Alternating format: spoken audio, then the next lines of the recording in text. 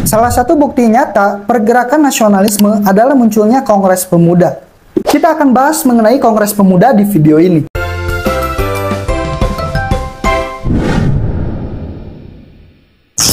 Halo pejuang, selamat datang di materi tes wawasan kebangsaan tentang Kongres Pemuda. Sebelum masuk materi, buat yang serius pengen ngeraih cita-citanya, tonton semua video kami, oke? Soalnya banyak tips dan trik penting supaya kalian bisa dengan mudah menaklukkan semua soal seleksi. Sejarah Kongres Pemuda di Indonesia merupakan kisah perjuangan dan persatuan yang menginspirasi bangsa ini untuk meraih kemerdekaan.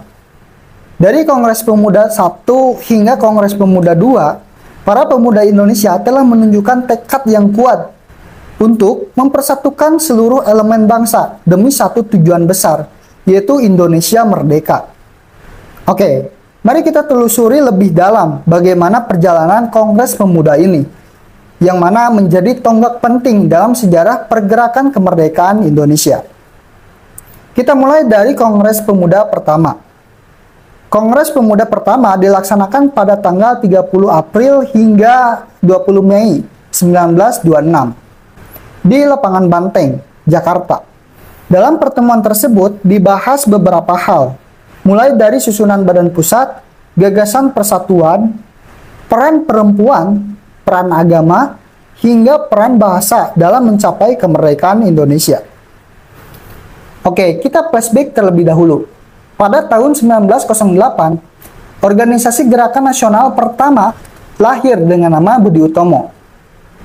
Sejak Budi Utomo berdiri, muncul pula berbagai organisasi pemuda berkarakter daerah seperti Trikono Darmo atau Jongjapa, kemudian Jong Sumantranen Bon, Jong Ambon, dan lain-lain.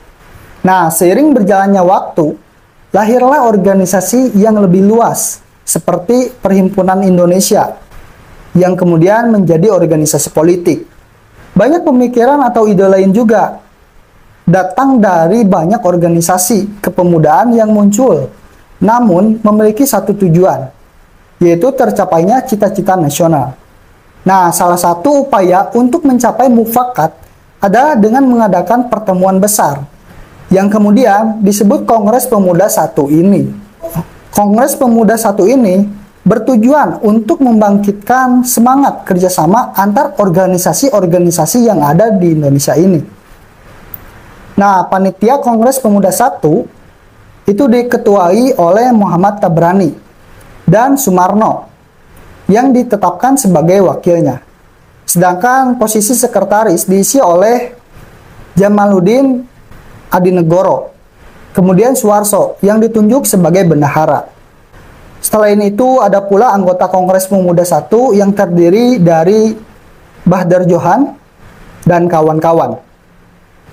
Pelaksanaan Kongres Pemuda I berlangsung selama 3 hari. Selama 3 hari ini tentunya memiliki pembahasan yang berbeda-beda dalam rapatnya. Pada pertemuan hari pertama yang dilaksanakan 30 April 1926, membicarakan bahwa ada cara untuk menyingkirkan penjajah, di mana ketika itu Tabrani meminta seluruh peserta kongres yang hadir menjadi pilar kekuatan bagi kemerdekaan Indonesia. Dalam pertemuan pertama itu juga dikatakan tujuan dari kongres ini adalah untuk meningkatkan semangat kerjasama di antara asosiasi-asosiasi yang ada di Indonesia atau organisasi pemuda-pemuda yang ada di Indonesia. Kemudian pertemuan kedua yang dilaksanakan tanggal 1 Mei 1926. Pada kongres kedua ini, Tabrani sebagai ketua mengangkat diskusi tentang perempuan. Karena menurutnya perjuangan kemerdekaan tidak hanya dipimpin oleh laki-laki.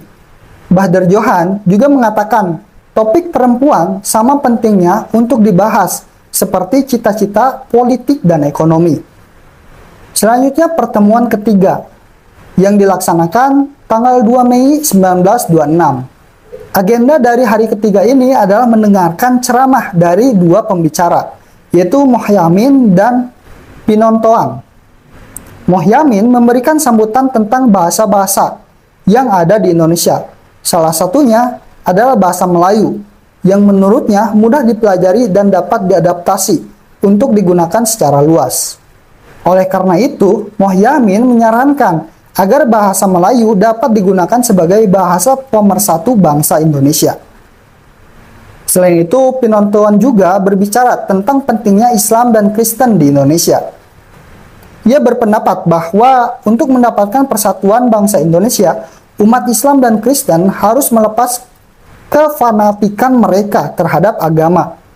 Beliau juga mengatakan bahwa dalam gerakan solidaritas, agama tidak boleh berperan langsung. Nah, setelah Kongres ketiga ini selesai, maka dapat disimpulkan hasil dari Kongres Pemuda pertama. Poin penting atau hasil dari Kongres Pemuda pertama adalah cita-cita Indonesia merdeka menjadi cita-cita seluruh pemuda Indonesia. Kemudian, seluruh perkumpulan pemuda berupaya untuk menggalang persatuan organisasi pemuda dalam satu wadah.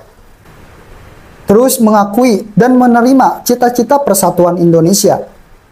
Nah, hasil-hasil tersebut tentunya dapat mendukung kemajuan bangsa Indonesia dalam hal kesatuan dan persatuan pemuda di Indonesia. Di mana peran pemuda di Indonesia tentu sangat penting sekali untuk membuat Indonesia menjadi negara yang bebas dari penjajahan pada saat itu. Sekarang kita masuk pada Kongres Pemuda kedua. Kongres ini dilaksanakan pada tanggal 27 sampai 28 Oktober 1928 di Jakarta, yang dipimpin oleh Swigondo dari Perhimpunan Pelajar Indonesia. Nah, kongres ini dibagi menjadi 3 rapat.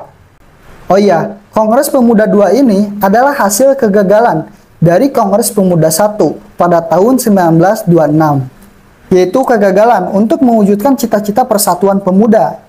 Selain itu, alasannya dilaksanakan Kongres Pemuda 2 adalah untuk menumbuhkan ide-ide politik terbuka di kalangan anak muda melalui berbagai acara.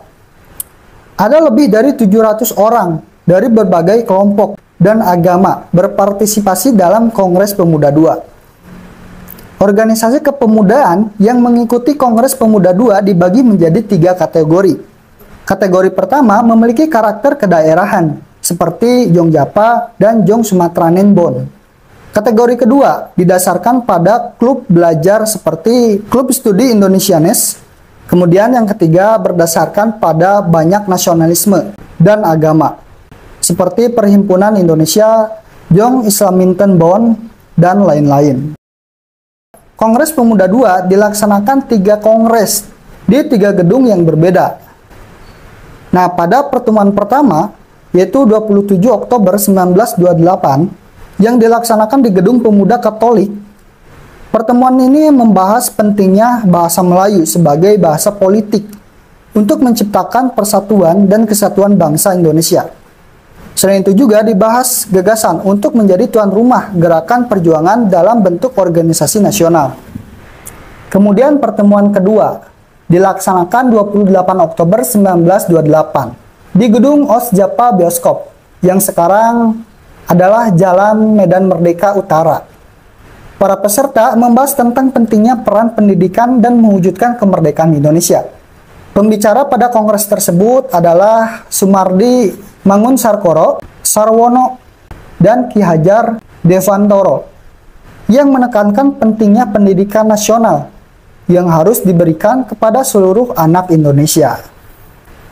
Selanjutnya pertemuan ketiga yang dilaksanakan di hari yang sama seperti pertemuan kedua, akan tetapi berbeda jam. Kali ini bertepat di Gedung Indisis Kludebo. Kongres ini membahas mengenai 5 hal: arak-arakan pandu, penyampaian dari ramelan untuk kepanduan, penyampaian dari pergerakan pemuda Indonesia dan pemuda di tanah luaran oleh senario, serta pengambilan keputusan dan penutupan Kongres Pemuda 2. Dari pertemuan-pertemuan tersebut, hasil dari Kongres Pemuda 2 pada hari Minggu tanggal 28 Oktober 1928 sekitar pukul 10, semua peserta Kongres Pemuda 2 berkumpul untuk merangkum hasil kongres selama 2 hari tersebut. Saat itu, Mohyamin meminta waktu untuk membacakan teks resolusi yang dia ambil. Selain itu, ketua membacakan keputusan Kongres Pemuda II dan memperoleh persetujuan dari para peserta. Saat dibacakan, keputusan Kongres tersebut disebut sebagai Ikrar Pemuda, atau yang kemudian dikenal sebagai Sumpah Pemuda. Dengan demikian, Kongres Pemuda menghasilkan Sumpah Pemuda yang dimulai pada tahun 1959 dan diperingati setiap tanggal 28 Oktober sebagai Hari Sumpah Pemuda. Di mana isi dari Sumpah Pemuda adalah, kami putra dan putri Indonesia mengaku bertumpah darah yang satu tanah Indonesia. Kami putra dan putri Indonesia mengaku berbangsa yang satu bangsa Indonesia. Kami putra dan putri Indonesia menjunjung bahasa persatuan, bahasa Indonesia. Nah, jadi itu ya, rentetan atau uraian dari Kongres Pemuda. Sebelumnya, ini untuk para pejuang ekstra. Kalian bisa berlangganan di channel ini buat ngedapatin puluhan konten eksklusif. Ada latihan intensif, pembahasan soal berdurasi panjang, rangkuman dan latihan soal yang bisa kalian unduh, masuk grup diskusi, soal-soal harian, dan masih banyak lagi. Kalian bisa dapatkan semuanya dengan berlangganan.